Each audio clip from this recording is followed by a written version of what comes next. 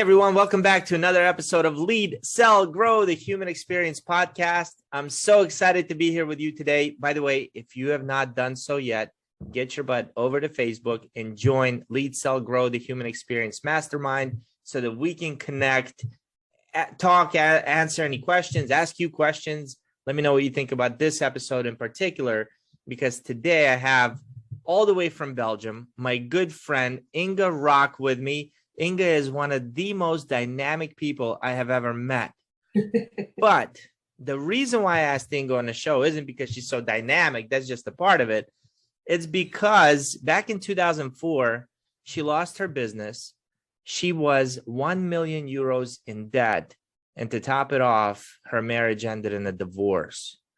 Talk about hitting rock bottom.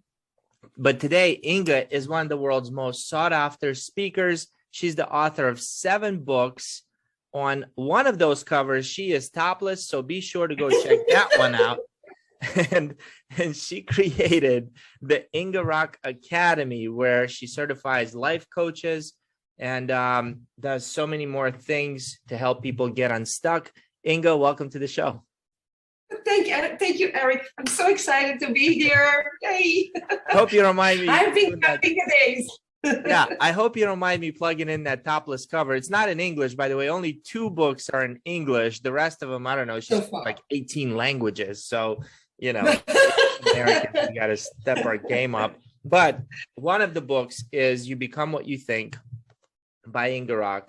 She actually looks younger today than she does in this picture, but the book is amazing. I'm reading it right now, and just your story is great. So talk to me, because I think this is very timely right now. COVID. I mean, I don't know if you guys are seeing it in Belgium, but our gas prices are through the roof. Our Canadian economy's not doing well. So a lot of people are finding themselves kind of feeling down and stuck. Totally. Yeah. So it's the same over here. It's exactly the same. You know, you feel how scared people are. And you hear it all the time, of course, radio, you know, TV, whatever. And, you know, what we experience in our business right now is people people who have some savings are keeping those savings for a rainy day, because we have a lot of rainy days right now. That's what people think. So they don't invest anymore in themselves, which we always say is the last thing you quit investing in is yourself. And the second last thing is marketing, right? So yeah, it's tough. It is tough all over. I think, but first of all, 2 years of COVID, we're not quite past that. I mean, it's still somewhere in the little corner. And now, since the war started in Ukraine, especially Europe is under massive, economic attack. I cannot say it differently. Yeah, it's tough. It's tough. So talk to me back to 2004. I mean, I'm assuming you can relate to what people are going through now, because you've been through that kind of hitting rock bottom back then. Yes. So how did you lose your business? What happened? Well, first of all, I trusted the wrong people. I was so in my business, doing what I love most, you know, working with people. It was a perfumery business, perfumery shop with a beauty parlor. And I was so occupied in the business that I trusted other people around the business. And I think I was just too naive. Trusting, you know, my husband at the time, my bookkeeper at the time. And if there were documents to sign, I would sign it. You know, yeah, sure. Yeah, we'll do that. And then, you know, slowly I started noticing that money was leaving the business, and I didn't quite understand what was going on. Like, where does the 20,000 go all of a sudden? Things like that. And, you know, Eric, the thing I liked the most was self-confidence. I didn't have the guts to say stop, to say, hey, guys, this is not going well. Now, as I say it right now, it's so ridiculous, right? It's like, what? How was that possible? But that was the girl I was back in the days, you know. How can you say you don't have self-confidence when when you were a business owner? I mean, doesn't it take self-confidence to even start a business? I was very confident in the business. In the business. I knew it so well. Because my numbers were great. We were selling the year 2000. Oh my God, we crashed every record. It was just amazing. In my sweet spot. But you got to surround yourself with the right people, and the people who know better and who have the best interest in you and not just in themselves. And it was a cascade. Once one domino stone started to fall, it was like. But I mean, your husband, like my wife asked me to sign stuff all the time, and I'm like, sure, honey, here you go. And shoes, bags. I'm kidding. Well, yeah, I've never, she's never done me wrong yet. So why wouldn't you trust, like. I know. And, today in some way I'm doing it again. I am surrounded. I'm not running my business just by myself. But I know that I'm surrounded by the right people because they have the right attitudes. They're trustworthy. But I had to learn to trust people again because when you hit rock bottom, it hits your confidence badly. I mean. Oh yeah. Tell me about that. What was going through your mind? Like one day you're a business owner, next day you're unemployed. The major emotion was shame. I was so ashamed, Eric. I was having this business in a small town, 35,000 inhabitants. Everybody knows you. And I just couldn't leave the house anymore because and it's not that I don't know. It's not that people were judging me, but they were missing me. When I met women in the street, they would just hold my arm and say, oh my gosh, I'm so sorry for you, but we miss you. Oh, it just broke my heart, right? But I felt very ashamed that I felt stupid, naive, shame, guilt also, tons of emotions, tons of negative emotions. What's interesting about what you're saying? I've started reading your book, so by the way, I love how you asked the question, would you rather be driving the car of your life or do you want to be in a passenger seat? And then you said most people would rather be drivers. And so therefore you have to follow certain rules. Rule number one, you said you have to take 100% responsibility for everything that happens behind the wheel. And so I'm looking at you now, and this is interesting because you probably don't even know you're doing it because it's like, it's your programming already that took over. But the second I said, how did you lose your business? You're like, I trusted the wrong people. I knew I wasn't supposed to do that. I should have done this. It wasn't where if I asked 99 more people who lost businesses, I guarantee you majority of them would say, my accountant ripped me off. My husband ripped me off. These people took advantage of me.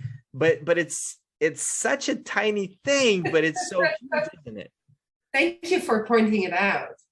I still remember the day when the light bulb went off. I was reading books already. It was a cold winter morning. I will never forget. Shop was nearly empty, and I was walking into the city. I found a book and purchased it. And I remember the title was 10 Steps to Success. And I was like, this is stupid. What does it cost? 25 euros? Okay, I'll give it a shot. I still have 25 bucks, or euros. And I read the book in 6 hours and it hit me so hard. Like, why didn't anybody tell me this? And shortly after, all of a sudden the light bulb went off. I was still in my shop. It was not closed yet. And I remember the feeling like, geez, I'm responsible for all this. I'm not guilty, but I'm responsible. Oof. I signed the damn papers. I allowed them to do things, and I was afraid to say stop. And that was a huge turning point. Because in that split moment, in a few seconds, first of all, I got so angry. And second, so relieved. It happened in that instant. Like, geez, how could I be so stupid? You know, I'm responsible. And then maybe, I don't know, 5 minutes later, I cannot recall the moment exactly. I was like, oh, but if I'm responsible, great. Now I can take my power back. Now I can rebuild. Now I can, I can clean this mess. And I still remember my lawyer. I told him, I said, whatever it is, I'm going to try to count my blessings. I'm going to lick my wounds. I'm going to move on and I'll pay everything. And he's like, Mrs. Rock, listen, everybody has responsibilities in this life. I said, okay, but I learned my lesson. I want to move on. I'm not going to be dependent on some people maybe paying me back in 10 years. It's not going to happen. I'm not proud. I have 2 hands. I have a head. Let's move on. And it was just a big relief. The lesson of responsibility. Wow. Yeah, I can feel it now. So did you end up forgiving at that point as well? Totally forgave 100%. The accountant, the husband. 100%. I did the work, by the way. Yeah. It's not something that just happens overnight and you wake up and like, oh, it's all gone. Yay. No, that doesn't happen. I did the work. I did the forgiveness work. Yeah. And so absolutely. Why is it important to forgive? For me, in the first place, it's a you and you deal. It's your energy. Let me give you an example. What if somebody did you wrong and that person has passed away? Are you going to be punishing yourself for the rest of your life? Why do you say, why do you translate that to punishing yourself? I know what but how did you make that? Yeah. I think every time that you feel hatred, resentment, revenge, these kind of emotions, you are toxicating your own energy. It's toxic energy. It's negative stuff. And it lives inside of your mind. You think about it. You live in the past. First of all, you live in the past. You go back to these nasty memories and you bring that picture back over and over and over again. And then second, you feel it again. You are reliving it. It is just inside of your whole system. Because if you're feeling those emotions in your subconscious mind, then you feel it in your body. And those emotions who get stuck in your body are toxic. They make you literally sick. Mm-hmm. And we know people who die from, many different kinds of, diseases because they worry themselves to death. Not just sick, but to death. And when I started to grow and we're taking courses and went to America to become a life coach, I started to understand the power of forgiveness. And first of all, I started that it was about me, not about the other persons or the other people.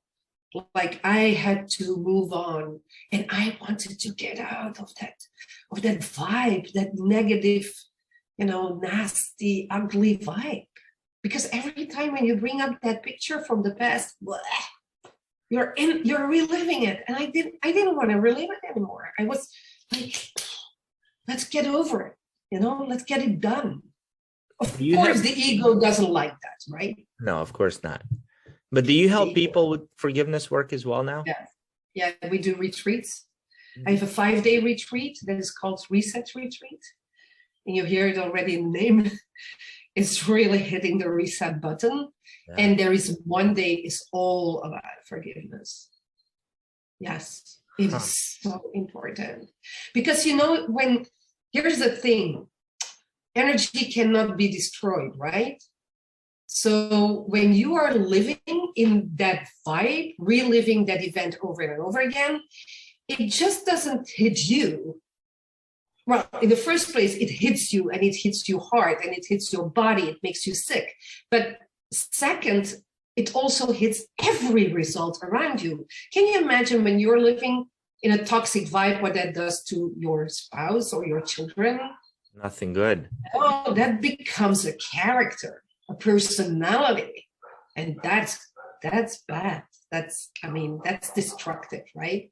Yeah. But you also hurt your business, you hurt your friendships, it has an effect on every area of our life. Yeah. Most of the time we don't see that correlation, but it is there. Yeah. So most people who are doing forgiveness work, like you said, I wanted to get rid of that feeling, but this is after you've done the work. You're 100% responsible for everything. Yeah. But what if they're holding on to an ex-husband, like the ex-husband, cheated and screwed them over and left? Most people, what did they want? Do they want something bad to happen to that person? Like when they're holding on to that energy, like you say, and they come to your workshop, what do you find in common in all of them that they want to happen with that feeling or the person that they're upset with? Yeah, well, first of all, a lot of people are upset with somebody and they want something to happen to that person. I'm going to be brutal. True, right? Like there were times that I was hoping that he would crash his car into a tree. Honestly, that pissed off I was. I mean, I was so angry. But the moment you take your power back and you say, okay, but I was responsible to stay in that relationship. I agreed with it. Although I wasn't happy, in some way it was a comfort zone. I know people don't like to hear that, but it was a comfort zone because it was so familiar.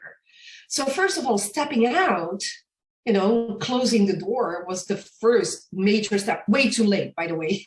The Titanic had already sunk, it was way too late. But I knew somehow intuitively, I knew that I had to pull the plug because I was the one going to get sick. I felt that. My mother had died from breast cancer in 1999. And I saw her, how she worried herself sick. And I was like, intuitively, I knew like, I have to get out of this. So the first step was go save myself, right? I have to save myself. But then, of course, you hold on to that anger. And I don't know, by reading books and taking courses, I started to learn that forgiveness was not about somebody else, but it was all about me. And the major question, people ask me is, do I have to write a letter to that person that I forgave them?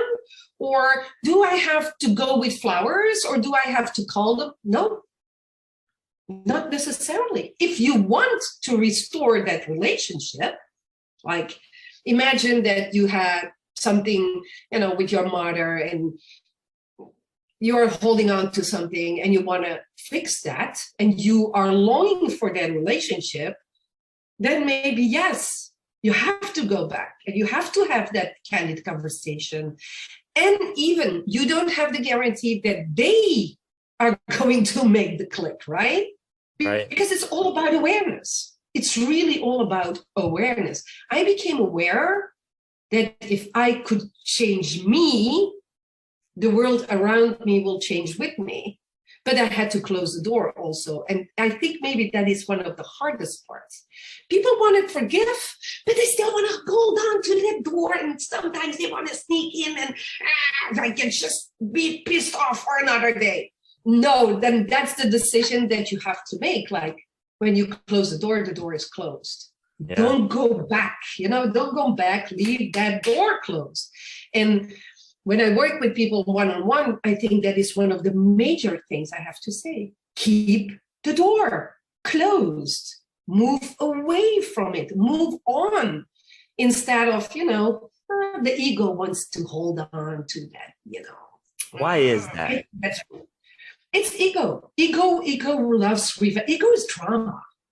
Ego makes conclusions, draws conclusions, makes stories bigger than they were. Ego just loves drama. So I got two little kids, right? So this just happened last week. I got a almost 13-year-old Max, and Mikey just turned 9. And two little boys, they know how to pull on each other's emotional strings from time to time.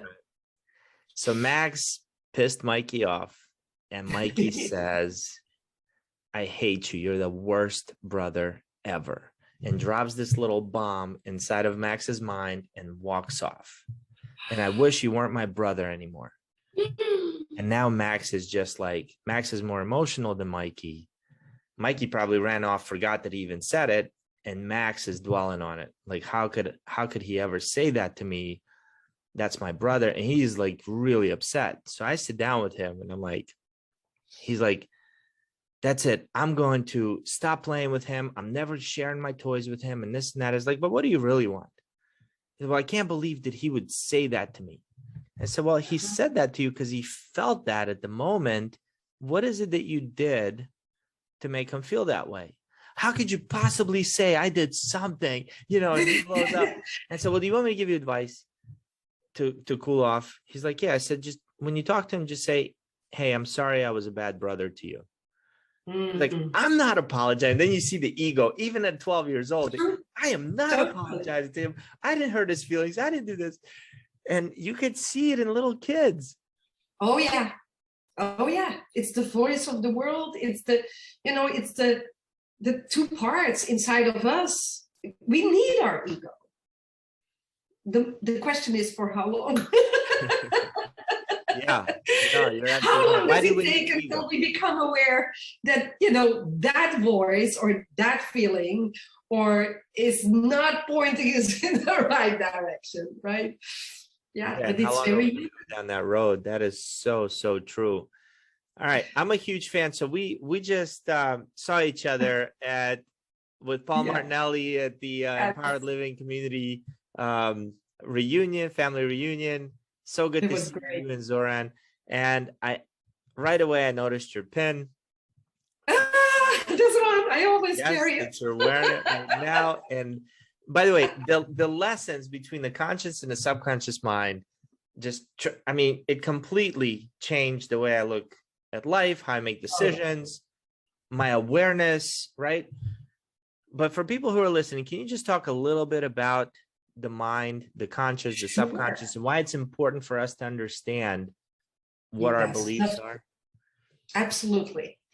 So if we look at the mind is the driving force, that runs our life. Without the mind, we don't exist. And then there is the body. So there's body and there is mind. Where's the brain? No, not the brain. The brain is the computer. The brain is a part of the body. Yeah, it's a part of our hats. So it means it's a part of our body. The mind is the activity. Okay. The activity that the brain produces. Okay, it's just an activity. The hard part is that it is invisible, untouchable. You cannot just perceive it with your senses. So a lot of people think that mind is something weird, but it's just a production of thoughts, basically. That is what the mind is. And the mind is produced by the brain. Now, the brain is not the mind, right? It's like a computer. The computer is the hardware. The brain is the hardware. Yeah. What we produce with the computer is the mind for the brain. That is how you can perceive it. Now, like you just said, there are two parts. Well, there are more parts, but the two major parts. And of course, I know that everybody knows this already. There's conscious mind and there's subconscious mind, okay?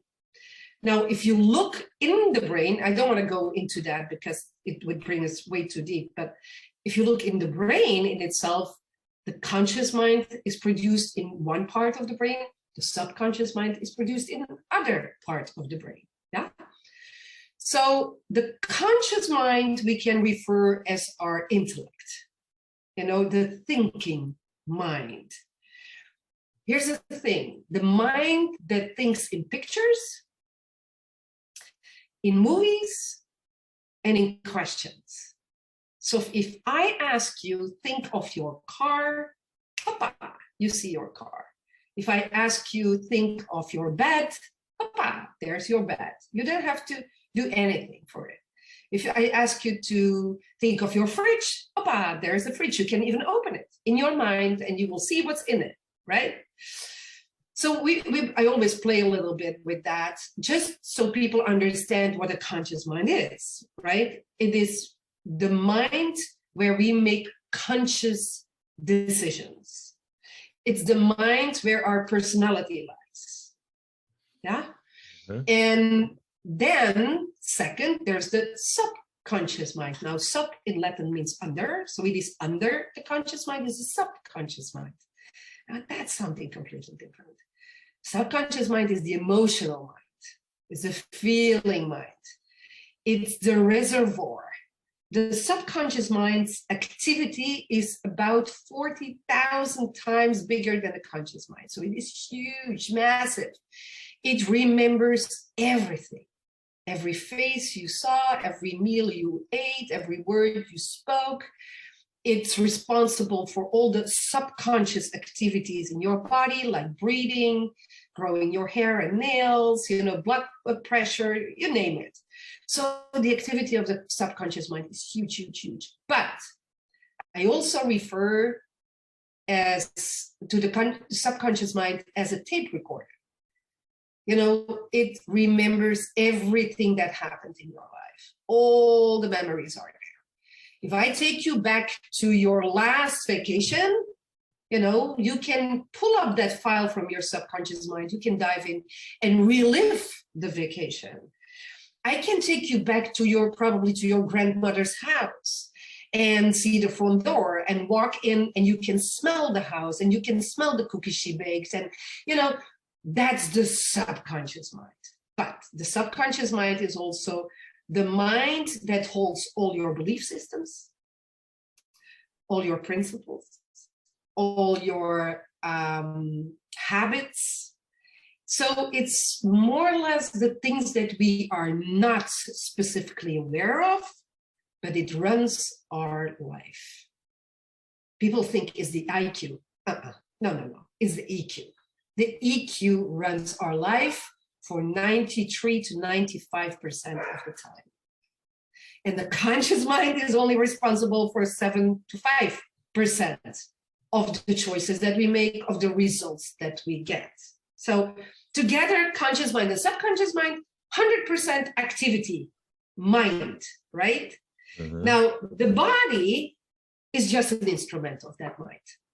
The body just does what the mind says. And if I speak right now, I'm not aware that I'm using my hands. I'm not aware that I'm blinking my eyes until I pay attention to it.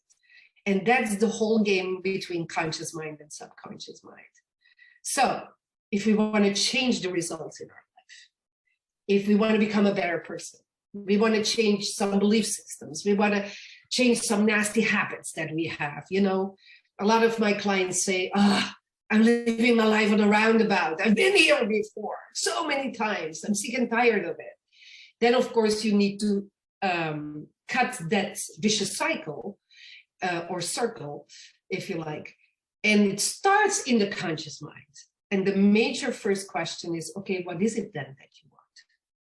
Because if your habitual subconscious mind runs your life and creates all these results that you have today and you don't like it, or you don't like your health even, like the weights, for instance, when we all have been on a diet and we've all lost some weight and gained some weight, because the conscious mind wants to lose some weight, and it goes well until you take your attention off, and the subconscious says, yay, now I'm taking over again, yoo-hoo, bring you back up.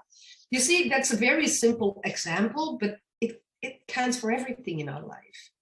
So what we do is, we look at, first of all, we will ask you, any coach, and you know that, Eric, will ask you, what do you want? And most people say, I don't know. I can tell you what I don't want. Well, that's a good starting point. So the polar opposite is probably heading you in the direction of what you want. So let's work on that first.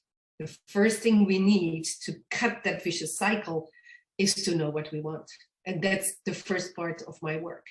And then the second part is, of course, reprogramming the subconscious mind. That's the Through hard coaching, that's the hard part. Yeah. It is three-step. It's a three-step process, right?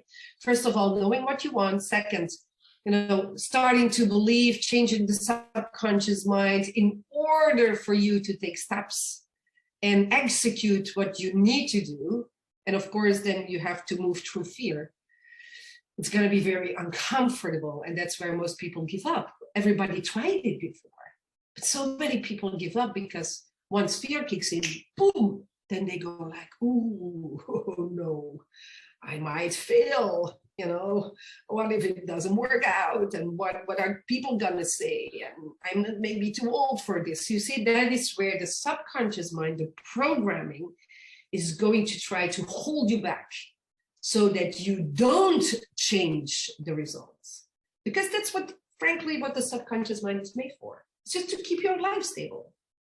But that's not what the soul wants. That is not what your heart's desire is, right? So you're fighting that battle. And the great thing about the pin, what you say, the stickman figure or graphic, is that it brings clarity. It makes something that is untouchable, and it makes it very tangible, ink on paper.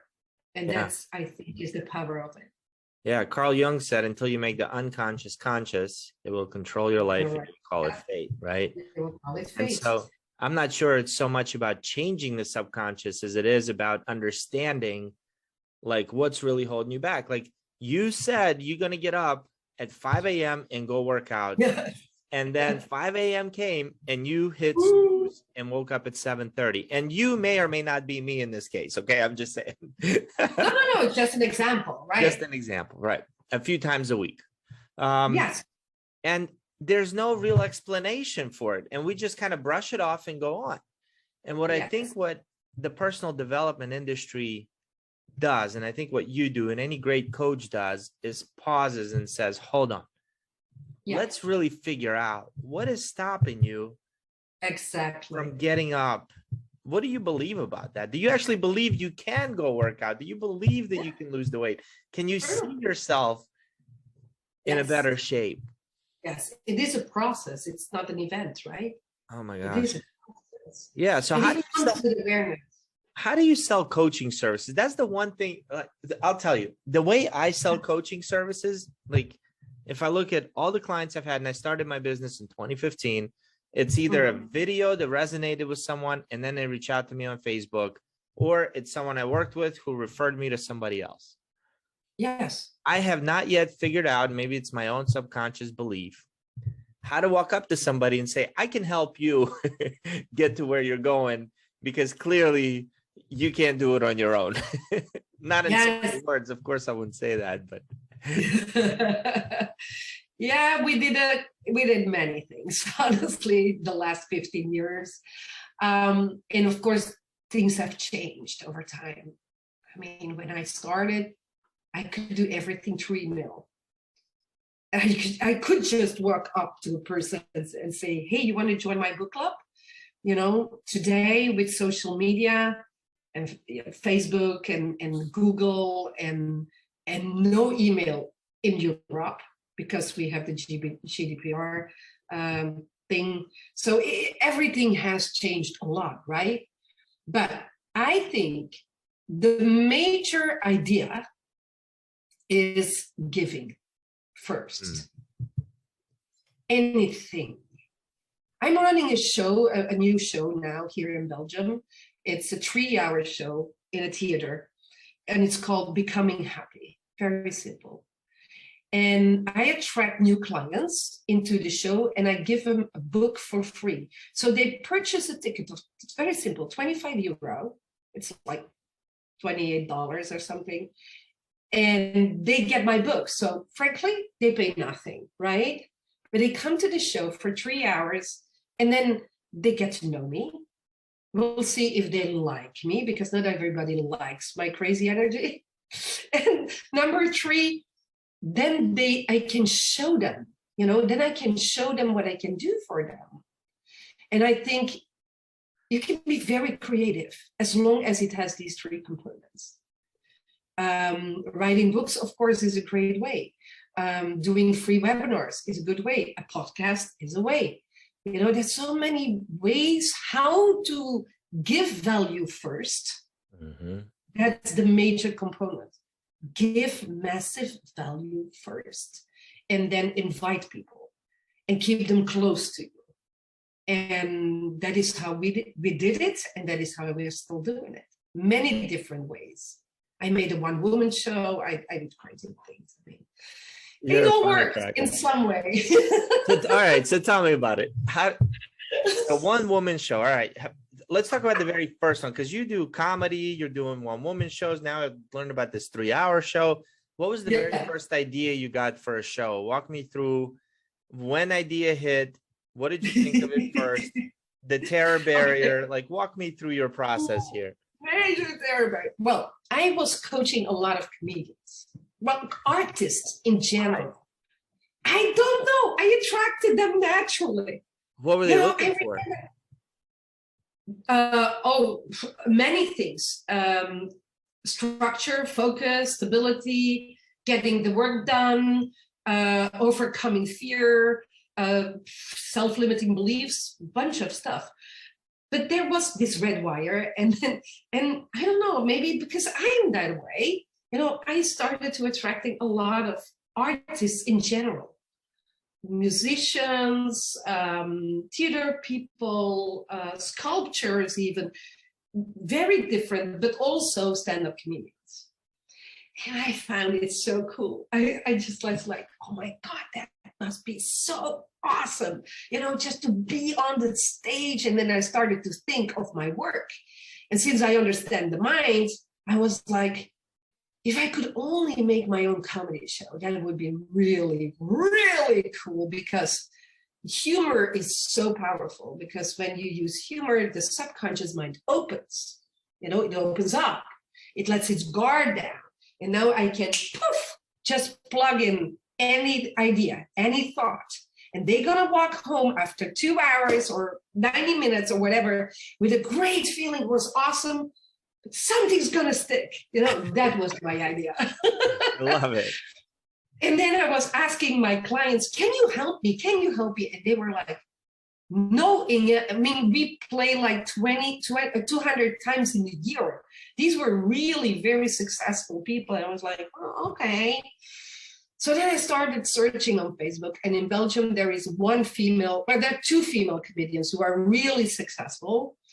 And I just felt like, okay, who do I resonate with most? And there was this one actress, Anne, her name, Anne Nielsen, and she's just fantastic. Her comedy shows are deep, it has meaning. It's not just, laughing with people's stupidities or whatever. And I was like, okay, now I have to crash the terror barrier. I'm going to face my fears.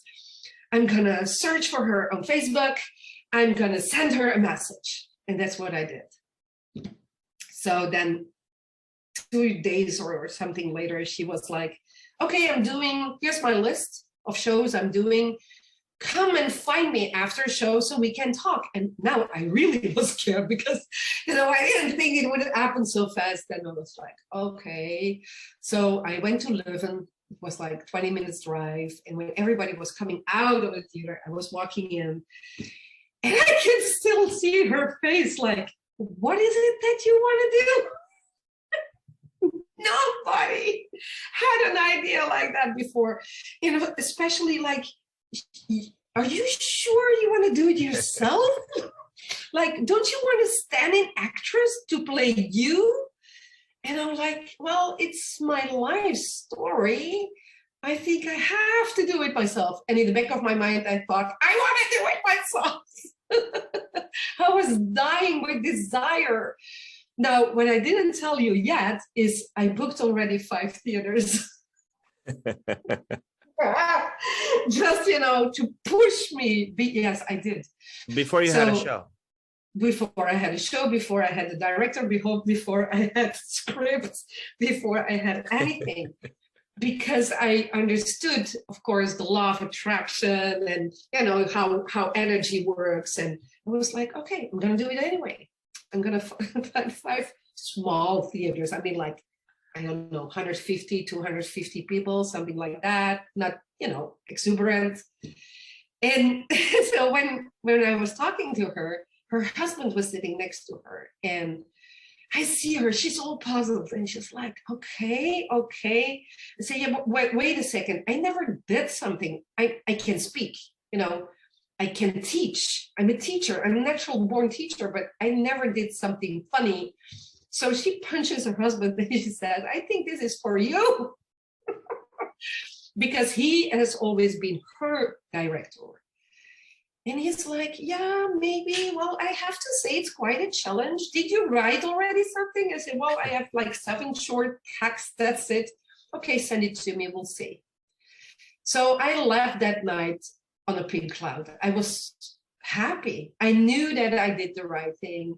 I sent him the text, and he got back to me and he says, what do you want? Do you want people to smile, or do you want, people to laugh out loud, rolling on the floor? And the last one.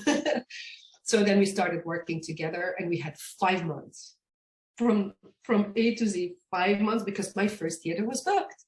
It was May, and September 28th was the first show, and I did it. Wow. It was crazy, Eric. It was crazy.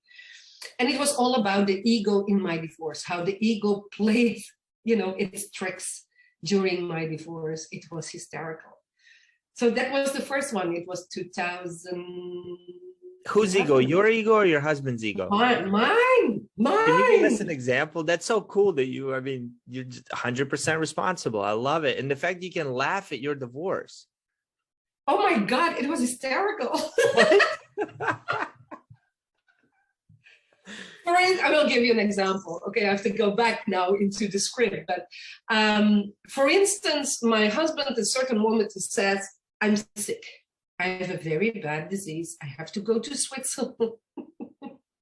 I have to go to Switzerland to a special hospital. And I'm like, what is this? I knew it's the gazillion lies. Somehow I knew. And I was like, okay.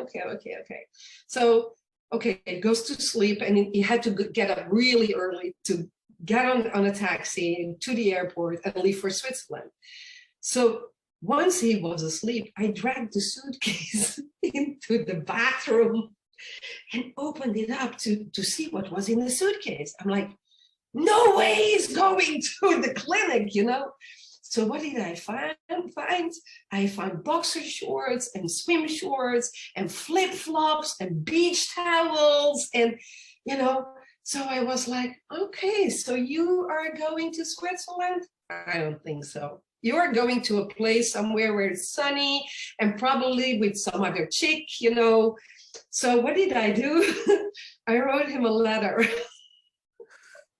I wrote a card, and it said, honey, I hope that you are not too sick and that you have a great time in the hospital.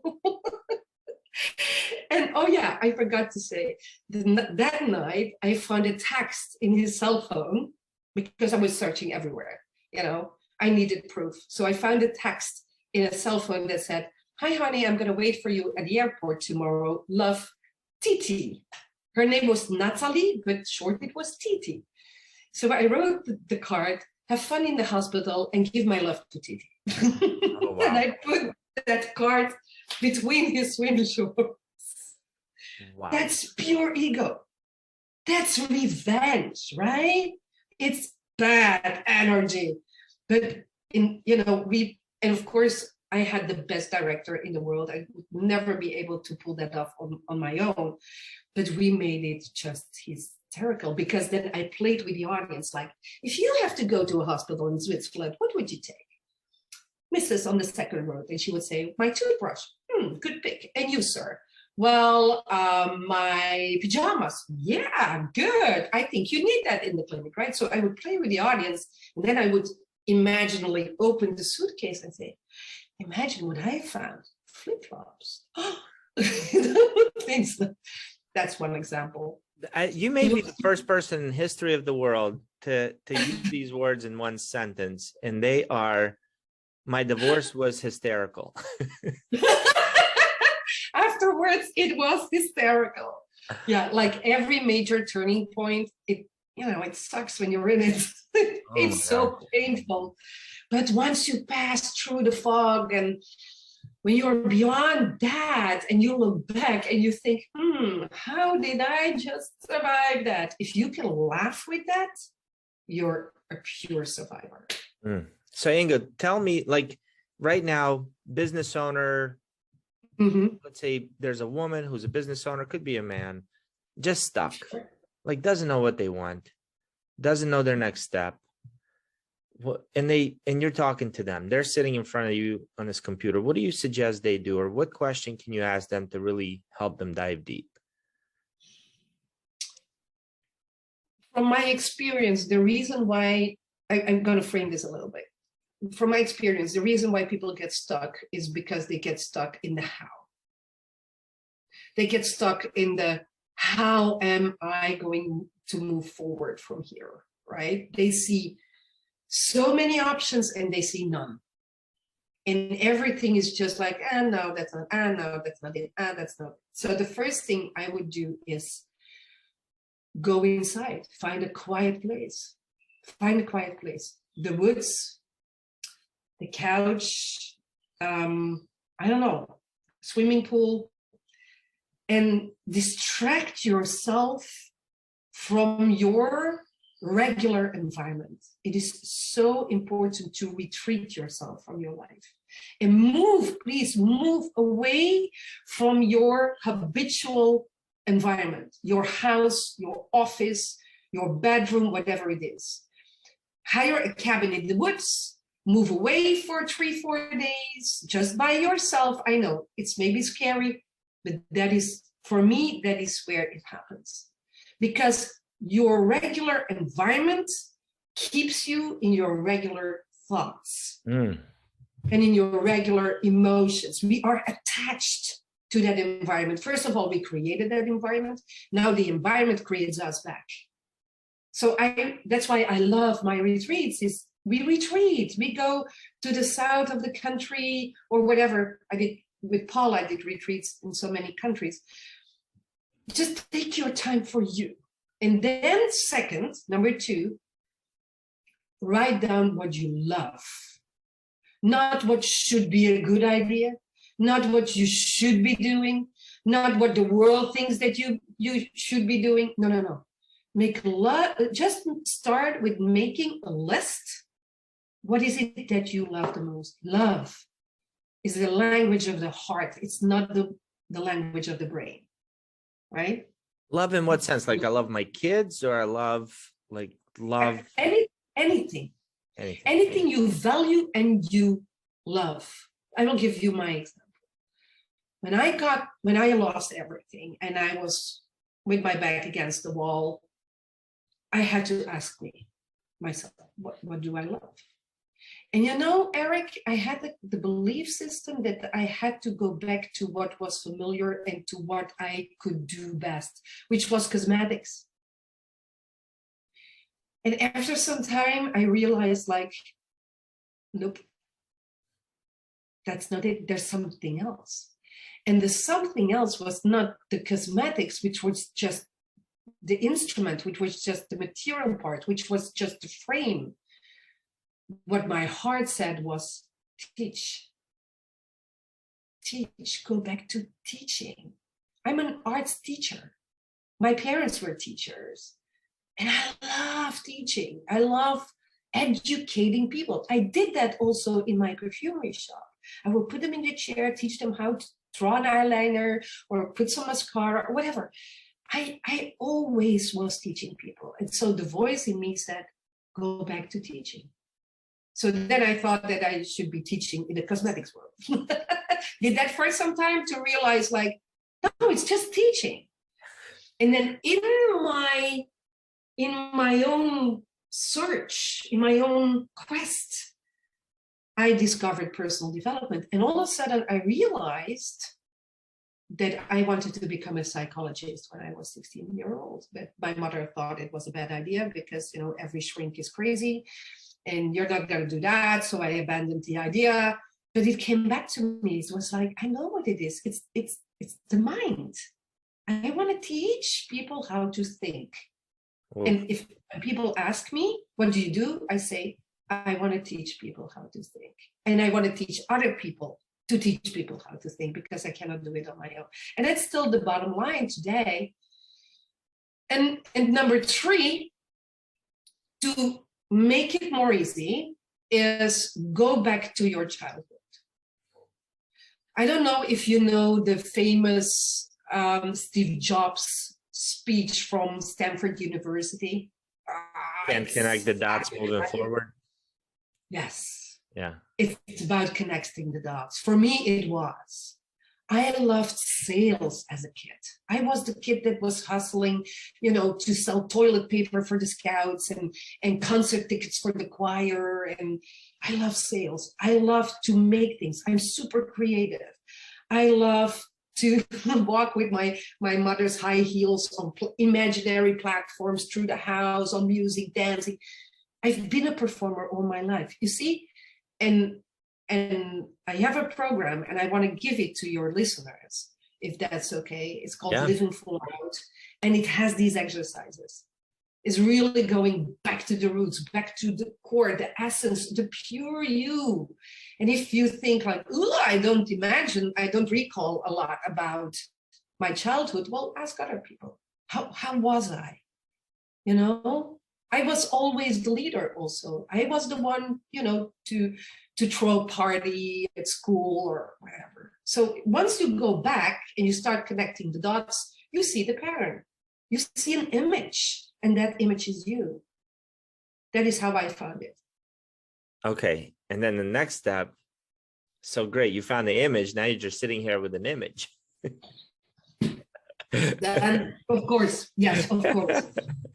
True. I only answered part of your question. So the next thing is then creating vision. Vision goes first, right? Once you find purpose, and for me it was, I want to teach people how to think. Then you can move to the how. Then you can move to, okay, how do I want to play that out? And honestly, for me, the first image was, okay, great, my grandparents' house. You know, there's a store in the front, it's empty, I can just paint it and clean it up. I'm going to do one-on-one coachings, and that's a great starting point. If I could only make 5,000 euro a month, that was my first goal. And that was the picture I was holding in my mind. That was my first vision, is holding that picture and not surrendering it anymore. And then I moved like, okay, what's then the first step I can do? Well, let's clean up the office. And I did. Second, okay, let's ask my friend if they can join a mastermind group. And Paul taught me how to do mastermind groups with Think and Grow Rich. So that's what I did. I was like, okay, there's a system. Somebody did something before me. I don't have to reinvent the wheel or the warm water. It's just there. Let me follow that system. So I would say, go back, find your voice inside, follow your heart's desire, bring that forward into a mental picture, into a vision. How do you want your life to be? It's a conscious choice, right? Dare to dream, hold that dream, and then put one goal. And my first goal was 5,000 euro, because I knew what 5,000 euro would mean. For me, it would mean 2 little kids, single mom. Yeah, I can live with 5,000 euro. And then I started asking people, like, I'm gonna do a book study. You want to join the book study? And my business started with the 5 first people in that mastermind group. And everything we have today started there. Wow. And what does it look like today? Today on staff, we have 13 people. And we are doing over 1 million every year. Well, for the last 3 years, actually, it's time to move it up again. And I don't know how many clients we have in portfolio, but we have 4 big programs. Yeah, I do what I'm good at, and I let other people do the rest. But I don't put my head in the sand anymore, just like back in the days. I'm not doing that anymore. I learned that lesson. So yeah, you don't know. Don't try to look too far. I mean, for me, the one-on-one coaching space, 5,000 euro. That was it. From there came the next goal. From there came the next goal. In that first mastermind group, Eric, was a woman, Rosetta. And I can still see her here. And she says, I want to do what you do. I'm like, oh, okay, that's cool. She's still on my team today. Wow. She's my coaching teacher. She's phenomenal. Big Italian energy. Sicilian. It's even worse, I always say. You don't know. But you get to take that first step and hold that image and don't change it anymore. A lot of people change, always like a Viewmaster, always other pictures. No, one picture that resonates with you the most. Wow. That's what reminding me of shooting an arrow, right? Exactly. Robin Hood doesn't shoot 10 arrows at a time. I mean, you're not gonna hit any goal. It's one. Yeah, I'm pretty strict with my clients when it comes to vision. No, I'm a vision junkie. You know, I'm like vision. It's vision. Yeah. It starts with vision. You kind of know a target, you pull it back to figure out exactly where it's going, you aim it, you know exactly where it's gonna hit, then you let it go. Over and over. Huh. Over and over and over and over again. All right, Inge. Well, wow. We've been at it for a full hour. Oh my gosh. And I know you probably have. But it was so much fun. Thank you for having me. How can people get a hold of you? Because you are a fireball. And if you don't have an Inge Rock in your life, you got to get her in your life, follow her stuff, sign up on her email list. She's got a ton of free stuff on her website. Where do people go to follow you and connect? IngeRock.com. Very simple. IngeRock.com. You'll see there are 2 languages on the website. When you type IngeRock.com, you land on the English, so it should be good. If you go to IngeRock.com/gift, I want to give your people the program Living Full Out. It's 12 modules of teaching what we have been discussing tonight, actually. So yeah, for me, it's already tonight. I'm looking at the clock. I'm like, yeah, it's already 8 o'clock for me. Oh, wow. So I would love to give your people that if they want. IngeRock.com/gift or IngeRock.com, just the whole website. Awesome. We'll be sure to have all those in notes for you. So Thank you so feel much. free to click. Inge, it was such a pleasure to talk to you and connect This again. was so much fun. You're Yes. awesome. Thank you so much. See you soon, Eric. See you guys on the next episode. Thanks, Inge.